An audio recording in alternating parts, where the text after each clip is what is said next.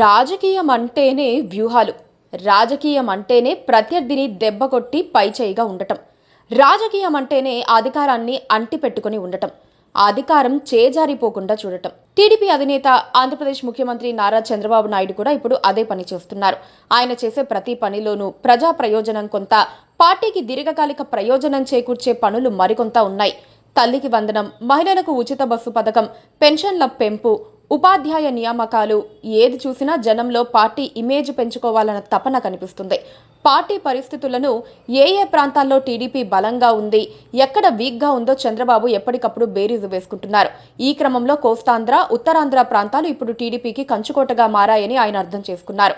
చంద్రబాబు సొంత ప్రాంతం రాయలసీమలో మాత్రం వైసీపీ ఇంకా బలంగానే ఉందని గుర్తించారు. ఈసారి అధికారానికి వచ్చిందే తడవుగా రాయలసీమపై చంద్రబాబు ప్రత్యేక దృష్టి పెట్టారు. ఎట్టి పరిస్థితుల్లో సీమలో వైసీపీ వెన్ను విరిచిపడేయాలని చంద్రబాబు, ఆయన టీం వ్యూహ రచన చేస్తోంది. రాయలసీమలో వైసీపీకి బలమైన ఓటు బ్యాంక్ ఉంది. అక్కడి జనానికి వైఎస్ కుటుంబం అంటే అభిమానం ఉంది. అయినా సరే 5 ఏళ్ల వైసీపీ పాలనలో జరిగిన అరాచకాలతో వైసీపీ పట్ల సీమ జనం విసిగిపోయారు.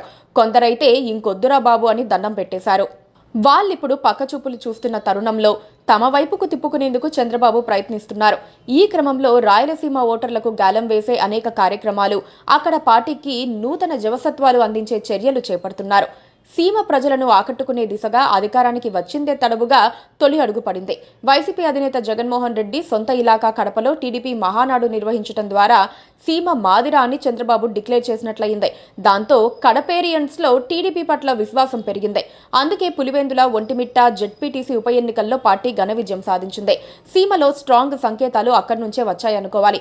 ఆ క్రమంలోనే పార్టీ పరంగానూ ప్రభుత్వ పరంగానూ సీమలో అనేక కార్యక్రమాలు మొదలయ్యాయి. కుప్పానికి హంద్రీనీవా కాలువ ద్వారా కృష్ణానది నీళ్లు ఒక గేమ్ చేంజర్ కావచ్చు. జగన్మోహన్ రెడ్డి హయాంలో జరిగిన హైడ్రామాను పక్కన పెట్టి సహేతుకంగా ఆలోచిస్తూ శ్రీశైలం నుంచి 700 కిలోమీటర్ల దూరంలో ఉండే కుప్పానికి నీళ్లు తీసుకొచ్చారు. దీంతో అక్కడి ప్రజలకు అటు సాగునీరు, ఇటు తాగునీరు అందుతోంది. పైగా 1500 అడుగుల ఎత్తులోని కుప్పానికి నీళ్లు చేరవేయటం మామూలు విషయం కాదని జనం గ్రహించారు. కుప్పం అనేది చంద్రబాబు సొంత నియోజకవర్గమే కాదు, ఆయన పుట్టిన ప్రాంతమైన చంద్రగిరి ఉండే ఉమ్మడి చిత్తూరు జిల్లాలో భాగం కావటంతో దానికొక ప్రత్యేకత కూడా ఉంది. కడప, చిత్తూరును కవర్ చేసిన చంద్రబాబు ఇప్పుడు అనంతపురంపై దృష్టి పెట్టారు. సూపర్ 6 సూపర్ హిట్ కార్యక్రమాన్ని ఈ నెల 10న అనంతపురంలో నిర్వహించేందుకు ఏర్పాట్లు జరుగుతున్నాయి. తొలుత ఆ కార్యక్రమాన్ని ఉభయ గోదావరి జిల్లాల్లో ఒకచోట జరిపించాలని భావించినా చంద్రబాబు అందుకు ఒప్పుకోలేదు. రాయలసీమలోనే జరిపిద్దామని ఆయన పట్టుబట్టి పార్టీ వ్యూహకర్తలను ఒప్పించారు.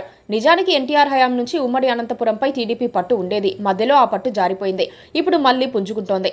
చంద్రబాబు బావమర్ది అయిన నటుడు నందమూరి బాలకృష్ణ అక్కడి హిందూపురం నియోజకవర్గానికి వరుసగా 3 సార్లు ప్రాతినిధ్యం వహిస్తున్నారు. మరి చంద్రబాబు వ్యూహం అనంతపురంలో ఎలా సక్సెస్ అవుతుందో చూడాలి. Please subscribe to KTV Telugu. KTV Telugu. KTV Telugu. KTV Telugu channel.